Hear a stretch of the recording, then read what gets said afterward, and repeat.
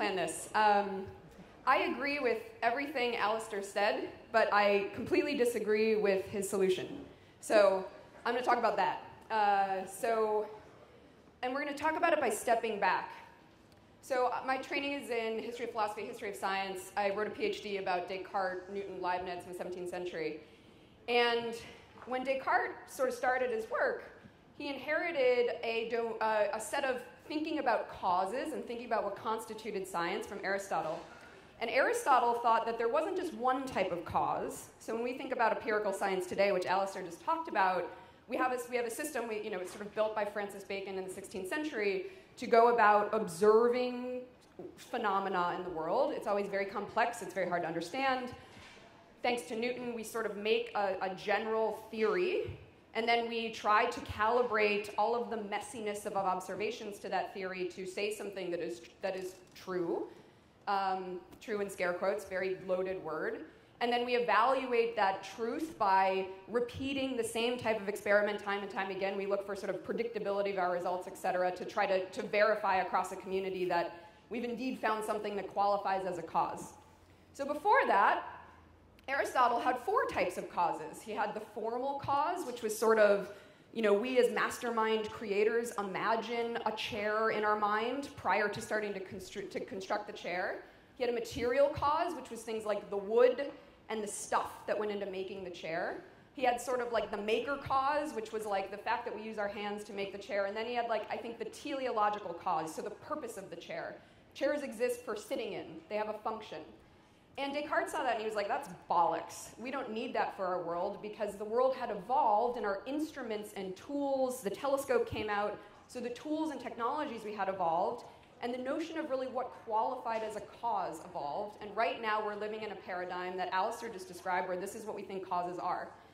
So my take is that, yes, AI is all correlation and not cause, but that we shouldn't restrict our understandings of how to evaluate the ethics of a system using a paradigm from the past, namely a scientific paradigm. So maybe I agree with that slide that was like, science, bitch, this is all ridiculous.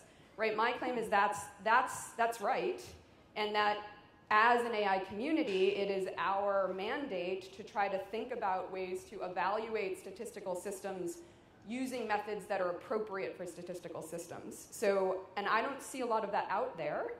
And I think that, the AI community, it's our prerogative, it's our prerogative and our ethical responsibility to do this well. So that's my disagreement with him. I do think that there's risks about becoming sort of a case system where some people understand things and some people don't, which will push me into my second part of my ethical plea for the talk. So Alistair and I do agree that there's a problem right now in our educational systems because they also were built in the past. A lot of the contemporary gears around how education is taught, particularly in higher ed, but pushing down into middle schools as well, was developed in the late 19th century around the time of the Industrial Revolution. And in that time, you had to make cogs and wheels because Henry Ford was around, and it was all the things where we'd sort of sit and do an assembly line. And maybe if we push into images from, there's some movies in the 1950s where you see these sort of dystopian, actually the word computation, a computer used to be often a woman who did math.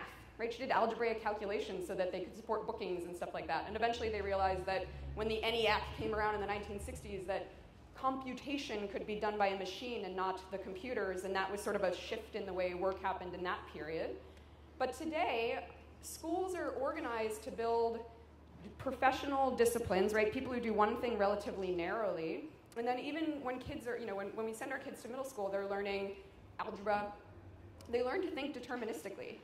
And I was telling Evan from Fuzzy AI, we were just talking about this earlier on, Daniel Kahneman and Amos Tversky, 2 cognitive psychologists, spent their entire career debunking some of the assumptions of economic theory by showing that we humans basically suck at probability, right? We think in heuristics. So if I were to stand up here and present you with a set of statistics on the propensity, the sort of career distribution across kids coming out of the University of Montreal today, if I were to say things like, 25% of them are going to become journalists, and 62% of them are going to become engineers, and blah, blah, blah.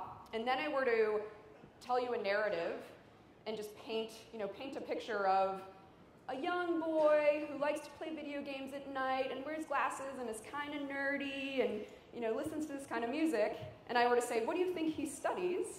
You'd probably say a computer scientist, irrespective of the fact that I just presented you with a set of probabilities that would say that, like, in all likelihood, he's not that, right? But our minds use stereotypes as rules of thumb, as opposed to thinking across probability distributions. So my call to action is that in the age of AI, as these technologies shift from being deterministic, if-then-based rules, to correlative and statistical, we need to equip society to think that way as well.